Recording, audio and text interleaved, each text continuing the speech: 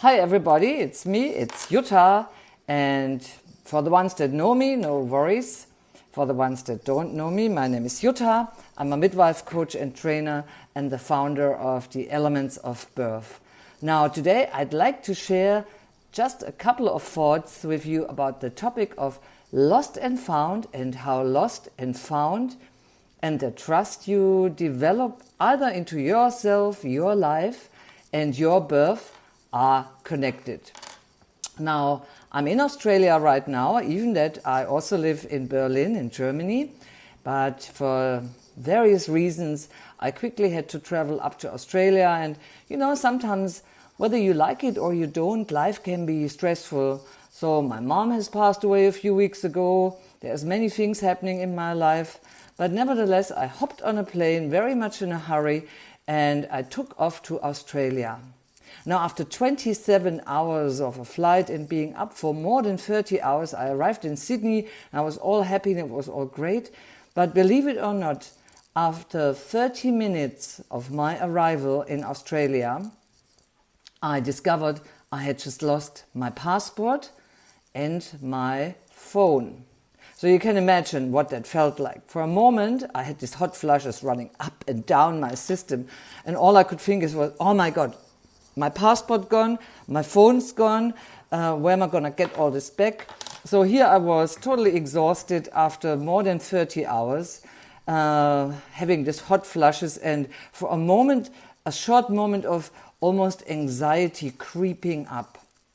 Why? Because I want to extend my visa in Australia, so I actually do need my passport, and I also have to travel back to Germany, so I also will need my passport. Plus, I have a phone that I'm very fond of because of all the memories in it, and plus I need a phone, and plus it is a fairly expensive phone. Anyway, here I was. So, I walked around, I went back to all the places, I asked people, I went to Lost and Found, which was a mission to find in Sydney Airport. Greetings to Lost and Found.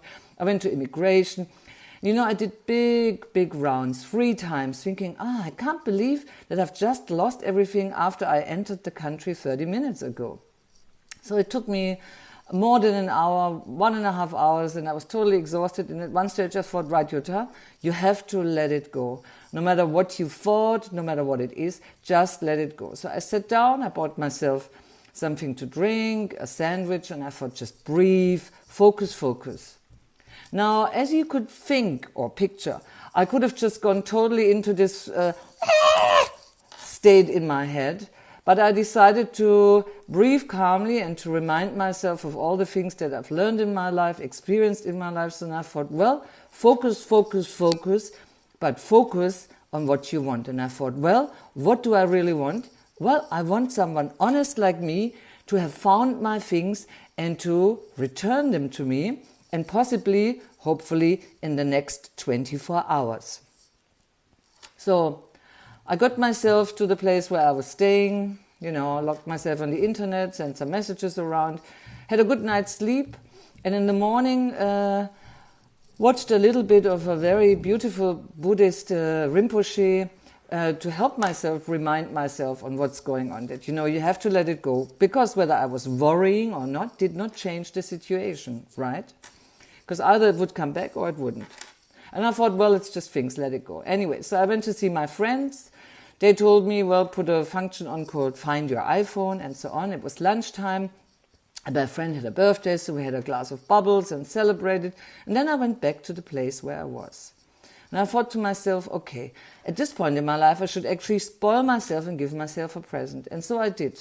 But I also reminded myself on all the skills that I gained becoming an NLP trainer, all the skills I gained living and working with people, reading Buddhist books, and just life as it is. So actually, I treated myself in the way that I booked myself into a beautiful Buddhist retreat with a very famous, beautiful Tibetan Rinpoche. And after that, and so to speak, I just had read his book on my way to Australia. I opened this function, Find My iPhone. 5 minutes later, I received a message that my friend had a call by a taxi driver who said he had all my things.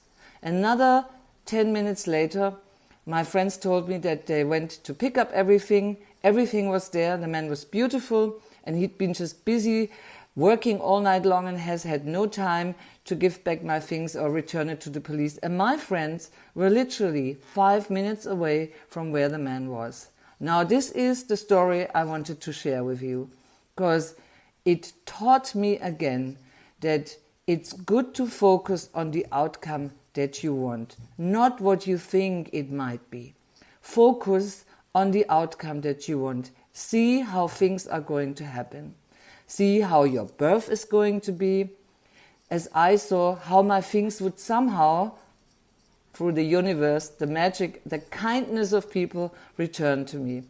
So I wanted to share this little story with you because I think it resonates well with life, with trust in life, with trust in ourselves and other people. And for you, I hope you can link this story to your life, to your pregnancy, to your birth. Well, that's it for today. Have a great day. Enjoy it. And even if you think you're down, well, look up, smile, tell yourself it's a beautiful day and you have all the power in your hands to make it an even better one. Bye for now and see you all later.